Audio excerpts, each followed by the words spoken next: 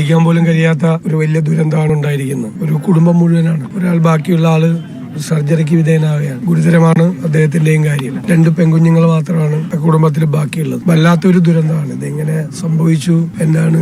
മനുഷ്യന്റെ വൈരാഗ്യമാണോ, ശത്രുതയാണോ? ഇത് പോലീസാണ് വെളിപ്പെടുത്തേണ്ടത് മുഴുവൻ കാര്യങ്ങളും. ഇതിനു മുമ്പ് തന്നെ കുടുംബം പല പ്രാവശ്യം പോലീസിൽ പരാതി നൽകി, തുടർച്ചയായി പരാതി നൽകിയെന്ന് പറഞ്ഞു. അപ്പോഴല്ലേ ഇയാളെ വിളിപ്പിച്ച് നല്ല നടപ്പ് നടക്കണമെന്ന് ശാസിച്ചു വിട്ടതായിട്ടാണ് അറിയാൻ കഴിഞ്ഞത്. പക്ഷേ ഇത്രയും വലിയൊരു പ്രതികാര മനോഭാവത്തോടുകൂടി നിരന്തരമായ ഒരു കുടുംബത്തെ ശല്യപ്പെടുത്തി അവസാനം ഇത്രയും ക്രൂരമായ ഒരു കൊലപാതകത്തിൽ ഇത് അവസാനിക്കുമെന്ന് ഒരിക്കലും ആരും കരുതി കാണത്തില്ല. എന്തായാലും പോലീസ് ഇതിന്റെ ബാക്കിയുള്ള ചുറ്റുപാടുകളെ കുറിച്ചുകൂടി അന്വേഷിക്കട്ടെ. എന്ത് സാഹചര്യമാണ് ഇത്തരം ഒരു ക്രൂരമായ കൊലപാതകത്തിലേക്ക് നയിച്ചത് എന്ന് പോലീസ് തന്നെയാണ് അന്വേഷണത്തിന് ശേഷം പറയേണ്ടത്. മാനസിക പ്രശ്നമാണോ, ലഹരിയാണോ, അതിൽ വ്യക്തത വന്നിട്ടില്ല. പക്ഷേ പോലീസ് പറയുന്നത് റൌഡി ലിസ്റ്റിൽ ഉൾപ്പെട്ട ആളാണ്.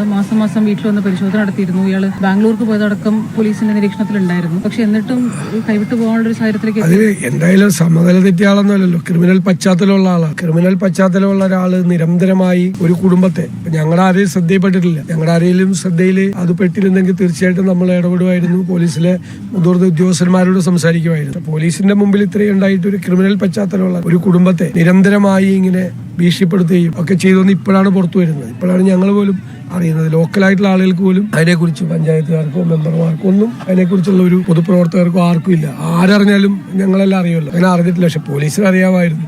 അപ്പൊ എന്തുകൊണ്ടാണ് അത് അതിലേക്ക് നയിച്ചത് എന്ന് പോലീസ് തന്നെ പറയട്ടെ. അവരുടെ അന്വേഷണം നടക്കുന്ന സമയത്ത് അന്വേഷണത്തെ തടസ്സപ്പെടുത്തുന്ന രീതിയിൽ ഞാനൊന്നും പറയുന്നു. പുറത്തു വരണം, കാര്യങ്ങൾ പുറത്തു വരണം. തീർച്ചയായിട്ടും പുറത്തു വരണം എന്താണ് സംഭവിച്ചതെന്ന്. കാരണം ഒരു വല്ലാത്ത ഇൻസെക്യൂരിറ്റിയാണ്, ഒരു അരക്ഷിതത്വമാണ് പ്രദേശത്തുള്ള ആളുകളിലെ എല്ലാവരിലും ഉണ്ടാക്കി. ആർക്ക് വേണമെങ്കിൽ ആരുടെയും വീട്ടിൽ പോയി, ആർക്കും ഒരു സെക്യൂരിറ്റി ഇല്ലല്ലോ. ആർക്ക് വേണമെങ്കിലും ഇപ്പോൾ ലഹരി മരുന്നിന് അടിമയായിട്ടാണെങ്കിൽ ലഹരി മരുന്നിന് അടിമയായിട്ടുള്ള ആളുകളൊക്കെ ഓരോ വീട്ടിൽ ഇതുപോലെ കയറാൻ പോയി അവരുടെ വൈരാഗ്യവും പ്രതികാരവും ഇതുപോലെ തീർക്കാൻ പോയല്ലോ. അപ്പൊ നമുക്ക് ആർക്കും സുരക്ഷിതത്വം ഇല്ലാത്ത ഒരു അവസ്ഥയിലേക്ക് പോകും. ആ ഒരു വല്ലാത്ത ഒരു സ്ഥിതിയാണ്. നമുക്ക് അതിനെക്കുറിച്ച് പോലീസ് അന്വേഷണം പുറത്തു വരും. ഇപ്പോൾ ഞാൻ ഗവൺമെന്റിനെ കൂടെ സമീപിക്കും. ഇല്ലെങ്കിൽ നമ്മളത് ചെയ്യും. ഇപ്പൊ തന്നെ ആശുപത്രിയിൽ വേണ്ട ഏർപ്പാടുകൾ ചികിത്സയ്ക്ക് വേണ്ടിയിട്ട് ചെയ്തിട്ടുണ്ട്. ഞാൻ തന്നെ നേരിട്ട് ബന്ധപ്പെട്ട ആശുപത്രിയിൽ ചെയ്തിട്ടുണ്ട്. സർക്കാരിൽ നിന്നുള്ള സഹായത്തിന് വേണ്ടി ശ്രമിക്കും. അത് കിട്ടിയില്ലെങ്കിലും അത് ഞാൻ തന്നെ അത് നേരിട്ട് ചെയ്യും. കുഞ്ഞുങ്ങളെ 2 പെൺകുട്ടികളാണ്.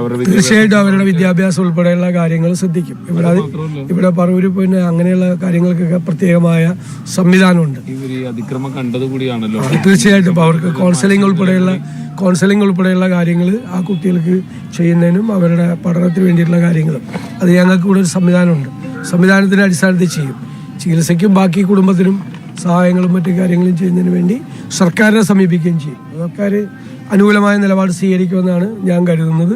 അല്ലെങ്കിൽ നമുക്ക് വേറെ മാർഗങ്ങളുണ്ട്. തീർച്ചയായിട്ടും അതൊന്നും ഒരു ബുദ്ധിമുട്ടുണ്ടാകാതെ ചികിത്സയല്ല, ഏറ്റവും നല്ല ചികിത്സ